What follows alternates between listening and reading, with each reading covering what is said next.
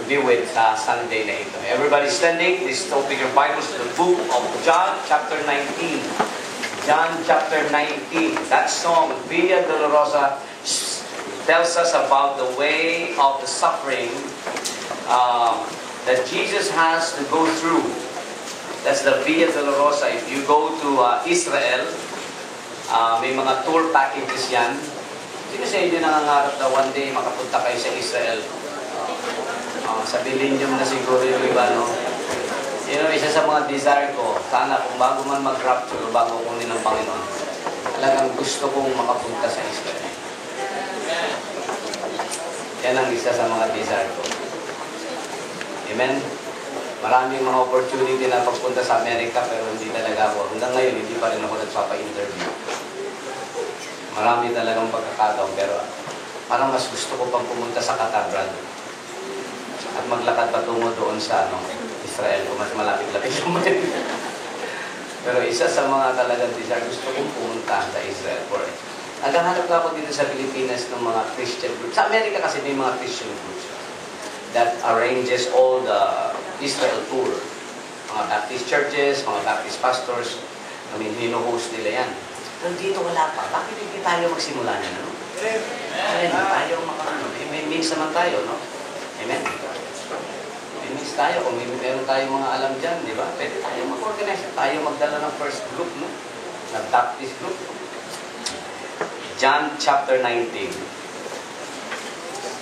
Hindi man payagan ng Panginoon, ano na lang, sa millennium, amen? Kaso baka sira-sira na yung mga ayusin na lang natin. Verse number 16 down to verse number 18. The title of the message this morning, The Three Crosses. The Three Crosses. In verse number 16, Then delivered he him, therefore unto them to be crucified. Talagang pinagkaisahan ng Panginoon dito, no? All forces of darkness and all the people of the world, especially in that place, Jerusalem, who shouted, Crucify, crucify him. So he was delivered to them to be crucified, and they took Jesus and led him away. And he, bearing his cross, went forth into a place called the place of a skull, which is called in the Hebrew Golgotha, where they crucified him, and two other with him on either side, one and Jesus in the midst. You are familiar. If you will use your imagination today, you have to go back 2,000 years before and try to picture a mountain as Calvary, and try to imagine that there are three crosses on that mount, and the middle cross is the cross of the Lord Jesus Christ. And on both sides, the right and the left side of that cross, are two other crosses, and those are the cross of the two malefactors, or what we call mga magnanakaw. The King James used the word malefactor, thieves. I like that word, amen? I like the King James Bible, amen? Amen. And the three crosses, let's talk about the three crosses at Mount Calvary today. Heavenly Father, we thank you for the Lord Jesus Christ. This is His hour. This is your hour. And we are the recipient of this message. We are the recipient of your God's, of your love, of your grace and mercy. That as we look to the cross of the Lord Jesus Christ, we see hope. We see forgiveness. We see eternal life. And we see death crushed. We see victory over sin and death and hell. We thank you, O God, for what the Lord Jesus Christ did. And finding ourselves connected with these two things, that Katulad din nila, Panginoon, we deserve to die. But because you worked and because you spoke to our heart, nagpapasalamat kami, Panginoon, that tinulungan mo kami to the point that we decided to accept the Lord Jesus Christ and none other else to be the Lord of our salvation. Pagpalain mo, Panginoon, ang mensaheng ito, mag-speak ka sa bawat puso, at magligtas ka po ng kaluluwa ngayong umaga. At ang mga Kristiyano, Panginoon, ang mga anak mo, Panginoon, will always remember ang ginawa ng Panginoon Jesucristo. And this will motivate us, O God, also to love you and honor you and obey you, and even sacrifice for you, and serve you with all our hearts. Bless mo po, Panginoon, ang message nito. Kayo po manguna sa mga salita, sentences, at mga statements na aking babanggitin. I just trust, O God, sa iyo, Panginoon, standing on the true grace and mercy of the Lord Jesus Christ. Palain mo po ang service nito. In Jesus' name we pray. Amen. Huwag po tayong lahat. So, reading these verses, we notice 3 crosses that were represented at the crucifixion of the Lord Jesus Christ. Kaya kailangan ko ng 3 young people dito. Amen? 3. Ayan na, kayo na lang 3. Okay? Mamaya, tatawagin ko na lang isa-isa kayo. In John chapter 19 verse 18, they crucified Him. The word Him speaks of Jesus Christ. They crucified the Lord Jesus Christ, and Jesus Christ is in between two thieves. 2 magnanakaw, sa kanan at saka sa kaliwa. Ang Panginoon ang nasa gitna. Let me give you the first cross this morning, the cross of rejection. Brother, ikaw. Yan, ikaw. Hawakan mo lang to, ha? Ito, katayo ka dito. Iyawan mo na yung Bible mo. Hindi kita maipapako kung hawak ka. Teka lang. The cross of rejection. Turn your Bibles to Luke chapter 23, verse 39. Luke chapter 23, verse 39. We will read a lot of verses this morning. Amen? Yeah. Do you love the Bible? Yeah. Luke 23:39. Maganda pa yung mag-stay na lang tayo sa church retreat at sa bahay at magbasa ng Bible, amen? Para ma-meditate natin ang mga pinagdaanan ng Panginoon. In Luke 23:39, the Bible says, "And one of the malefactors which were hanged railed on him, saying, If thou be Christ, save thyself and us." Notice what the man on the cross of rejection is saying to Jesus Christ.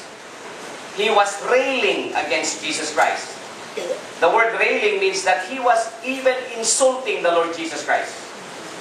Nung siya ay nakapako, iniinsulto niya ang Panginoon at nagsabi siya, kung ikaw nga si Kristo. Kung ikaw nga. Okay? Kung ikaw nga talaga si Kristo, iligtas mo nga ang sarili mo at tapos iligtas mo kami. Ginawa ang mga pananalita, maunawaan natin ang taong hindi saved. Hindi niya alam ang Bible, hindi niya alam ang salita ng Diyos. Of course, kapag na-confronta siya ng mga katotohanan about death, about sin, hindi niya ito tinatanggap. Hindi niya ito, binabaliwala niya ito, o kaya nire-reject niya. Ano ang mga bagay na nireject nitong magnanakaw na ito? Okay? Nagnakaw ka na ba, Brad? Hindi ka lang, ha? Ako lang, ha? Iyak na. Kapagit siyang mga yan. Hindi ka nila papako sa krus talaga. Okay? Una, makita natin dito na itong tao ito, itong magnanakaw na ito, wala siyang admission ng guilt. Makinig kayong maigi kasi ang proseso ng kaligtasan sa buhay ng isang tao, napakahalaga yung admission of guilt. Amen. Pero itong taong to, alam natin na hindi to naligtas ng Panginoon Jesucristo, bagamat si Kristo ay namatay para sa kanya, hindi to naligtas sapagkat wala siyang admission of guilt. Wala siyang realization na siya ay nagkamali. Okay? bukod sa nagkamali na siya sa batas, ay makita natin dito na hindi niya hinarap ang kanyang pagiging makasalanan at tinanggap ang kanyang pagiging makasalanan mismo sa harapan ng Panginoong Jesucristo. Itong taong to ay bitter sa mga nakapuli sa kanya nung ginagawa niya yung kasalanan niya. Isang araw, nakapuli siya sa salang pagnanakaw. At nahatulan siya ng kamatayan. Galit na galit siya dahil nahuli siya. Bakit? Hindi niya na magagawa yung pagnanakaw niya. Nakulong, nahatulan, nandun na mismo sa krus ng Kalbaryo. In other words, itong taong to ay hindi siya nagsosorrow sa kanyang mga nagawang pagkakasala. There is no sorrowing. There is no repentance. Wala man lamang realization na offend niya ang Diyos, na violate niya ang batas ng Diyos at nagkasala sa Diyos. Hindi siya sorry sa kanyang mga nagawang pagkakasala. The Bible tells us what kind of sorrow is he going through. It is not a sorrow towards repentance and faith, but sorrow that is of the world. A worldly sorrow. 2 Corinthians 7:10. Look at 2 Corinthians chapter 7, verse 10. There are two kinds of sorrow dito sa Bible about when it comes to salvation. Sa 2 Corinthians chapter 7, verse number 10. For godly sorrow worketh repentance to salvation, not to be repented of, but the sorrow of the world worketh death. So in other words, itong taong to, itong magnanakaw na ito, siya ay hindi nagsusoro unto repentance toward salvation. Siya ay nagsusoro dahil nahuli siya sa kanyang kasalanan at siya ay nalulungkot dahil hindi niya na magagawa yung ganyang ginagawa. Siya ay galit sa kanyang mga nakahuli sa kanya. Hindi siya nagsisisi dahil sa kanyang mga nagawang kasalanan. Nalulungkot siya dahil hindi niya na magagawa yung mga na-enjoy niyang kasalanan mo. The sorrow of the world. And the Bible says, the sorrow of the world worketh death. At ano yung death na yan? The Bible says, sin, when it is finished, bringeth forth death. And the Bible says, for the wages of sin is death. Ang taong to ay nabuhay at nagtanim siya na nagtanim ng mga kasalanan na gawa ng laman. He that soweth in the flesh shall reap corruption. Yan ang mangyayari kapag tayo ay nagpatuloy sa kasalanan. Yan ang mangyayari sa buhay natin kapag tayo ay hindi naligtas at nagpatuloy tayo sa kasalanan na inahasik ng ating laman. Pagtatanim sa laman. Kung sakaling siya ay nakatakas nung siya ay na-set up para mahuli sa kanyang pagnanakaw, tiyak na ito'y magpapatuloy na mag-aaksik sa kanyang laman. The Bible tells us the result in Galatians 6 verse 8, he that soweth to his flesh shall of the flesh reap corruption. Now, para sa mga Kristiyano, I just want to tell you something about worldly sorrow. The Bible says we should not be worldly. You should not love this present world. Ito napansin ko, people who love this present world, hindi totoo ang mga pagsisisi ginagawa sa harapan ng Diyos. Kapag ang kaluluwa natin ay naging worldly, kapag ang ating mga entertainment, ang ating communication, ang ating mga companion, ang ating mga nakakahalubilo at sumasama tayo sa mga worldly things, sa mga worldliness, you know, it's hard to confess it. Kung ikaw man ay magkakaroon ng sorrow, you were sorrowful kapag naririnig mo ang mga message ito at pilit kang ibinabalik ng Panginoon, nalulungkot ka dahil yung mga bagay na nag-i-enjoy mo dun sa sanlibutan, alam mo hindi mo magagawa. Pero hindi tunay ang mga pagsisisi ng mga Kristiyano ngayon dahil pupunta man sa altar o maghihingi man ng tawad, bukas makalawa, babalik dun sa same place kung saan dun siya nagsasaya sa kanyang kasalanan. The worldly sorrow worketh unto death. Now, kung gusto talaga natin ng na mali